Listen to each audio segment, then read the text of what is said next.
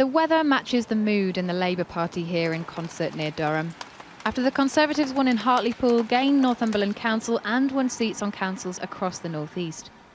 David Toner stood as a councillor here for Labour. He lost to a Conservative, the first time that's ever happened. My personal feeling is that Labour has become, in the things that I found when I was out knocking doors, Labour's become the party of the youth. It's become the party of the educated, the young people, the people with small kids, the people who are looking for a future.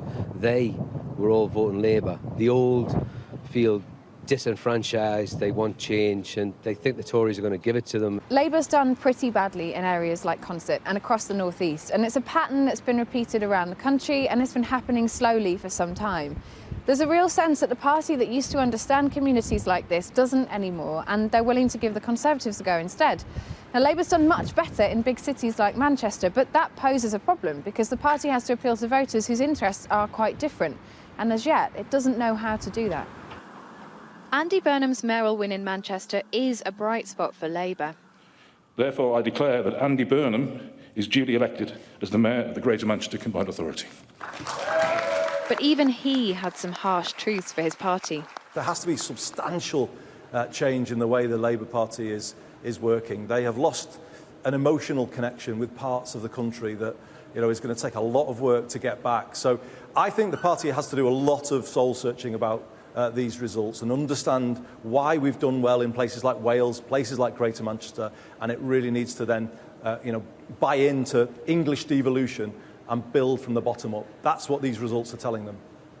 As did Mark Drakeford in Wales, where the party held on to power. I know that Sir Keir Starmer will want to have a review of these elections across the United Kingdom. We'll be very keen to contribute to that, and if there are any things that we've been able to do in Wales that would be of interest to others, of course we'll be there to do so.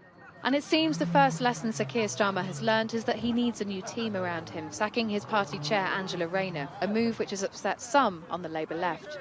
But the party's collapse across its former red wall is an opportunity for the Conservatives. I think the real attitudinal change to Labour has been that people just traditionally voted for them. You went to the ballot station, you did what your dad told you when you first voted, or your mum told you, and you kept voting for them.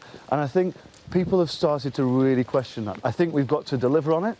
I've made it very clear to all the local candidates who stood for us, this isn't, we are not going to be like the Labour councillors who went before them. We're going to be active local councillors, as with an active local MP. And that's the test for Boris Johnson. Can he, in the wake of a pandemic, really deliver change here? For Keir Starmer's Labour, the question is more fundamental. Regrowing the party's northern roots may take years. Kate McCann, Sky News.